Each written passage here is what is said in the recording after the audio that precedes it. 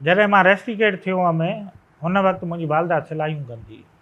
मुंहिंजो वालिद साहबु हॉस्पिटल में डिस्पेंसर हुया, को ऑफिसर वग़ैरह न हुया। पर मुंहिंजो वालिद साहबु चवंदो पुट तोखे ऑफिसर थियणो आहे। मां ऑफिसर न थियो आहे, पर मां उन्हनि जी ज़िंदगी ॾिठी आहे, उन्हनि जो लाइफ स्टाइल ॾिठो आहे, त तोखे ऑफिसर थियणो आहे। पोइ साईं कंदे कंदे 9 ऐं 10 जा पेपर ॾिनमि बोर्ड जा। 10 में वरी असां फेल थी पियासीं फिज़िक्स में। माना शौक़ु हूंदो सही है। पर हूंदो आहे न कुदरती सम्झ में नथो अचे यार छा कयां।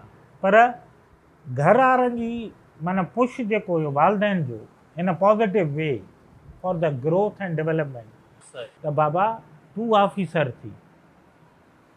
पोइ साईं वरी मां ॿीहर उहा सप्ली ॾिनमि ऐं वरी डिग्री कॉलेज में पोइ दाख़िला थी वई। वरी मां ॿुधाईंदो हलां त मां प्राइवेट कॉलेज में न पढ़ी सघियुमि, पैसा न हुया। अच्छा। ऐं फेल्यूअर अलॻि हुयुमि। सही।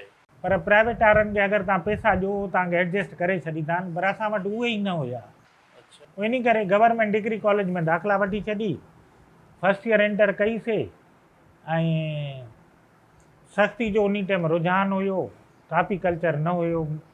ठीकु आहे, छो त नई नई अञा हले पियो सिस्टम पाकिस्तान में उन टाइम। पोइ छा थियो साईं, असांजो इंटर में अची वियो डी ग्रेड वरी। माना कंहिं यूनिवर्सिटी जे लाइ एलिजिबल ई न आहियो, 50% बि मार्कूं तव्हां जूं न आहिनि। साईं वरी इम्प्रूव कईसीं। पोइ वरी मूंखे थोरो ख़्यालु आयो त घर वारनि जी सपोर्ट जे लाइ अंब मां ठीके ते खणणु शुरू कया इंडिपेंडेंटली।